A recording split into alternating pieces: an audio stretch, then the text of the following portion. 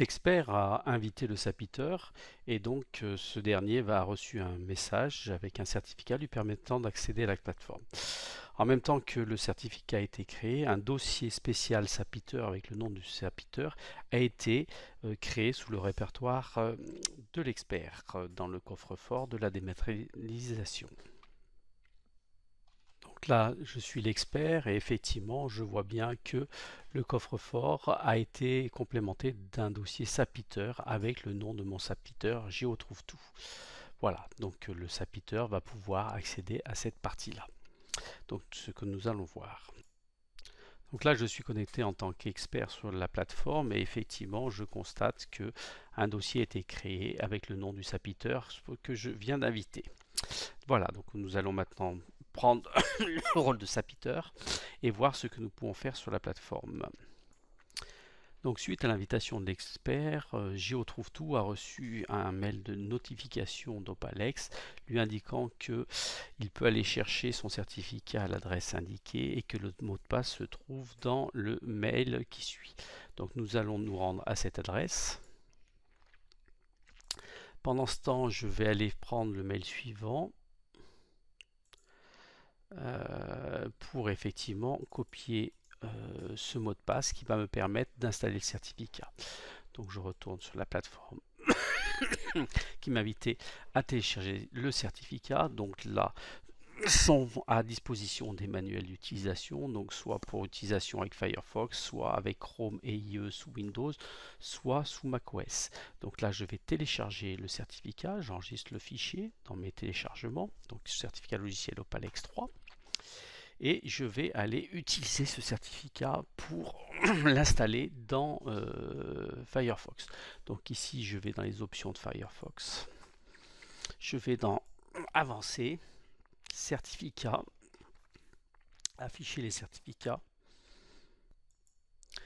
Je vais afficher mes certificats, c'est-à-dire vos certificats, dans le dossier vos certificats.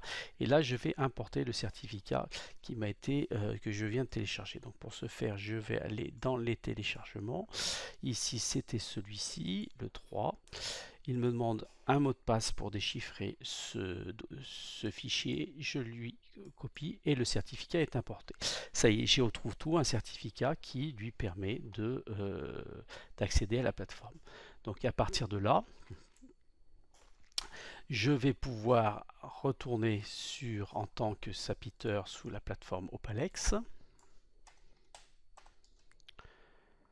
Donc là, malheureusement, je suis reparti sur la même page. Il faut que je ferme mon navigateur et je le relance. Donc je vais fermer Firefox, je relance Firefox. Alors, en tant que sapiteur, et je vais aller me connecter sur la plateforme Opalex. Et là, il me demande si je veux bien utiliser certificat. Donc, dans la vie réelle, ça sera w3.opalex.fr. Ici, c'est une plateforme de test, un espèce de bac à sable pour les besoins de la formation. Donc, je vais dire que j'utilise ce certificat. Là, j'ai un échec, je vais réessayer. Et voilà, je me retrouve en tant que sapiteur sur l'expertise en cours, attaque poursuit, OTJ 38. Donc que voit le sapiteur? Alors, le sapiteur voit le dossier greffe, le dossier sapiteur et le dossier partie. On voit que la visibilité est partielle puisque le sapiteur ne voit que le dossier rapport définitif dans greffe et il ne voit de côté partie les dossiers, les bordereaux divers et annexes et pièces cotées.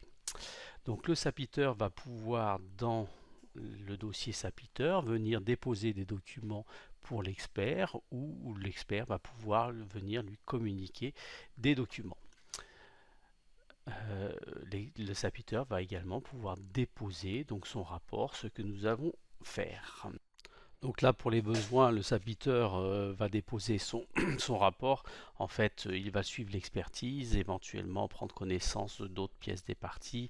Et voilà, donc dans le cas d'exemple que nous utilisons, ici le sapiteur va déposer son rapport. Alors, le rapport est posé dans le dossier sapiteur, GeoTrouveTout.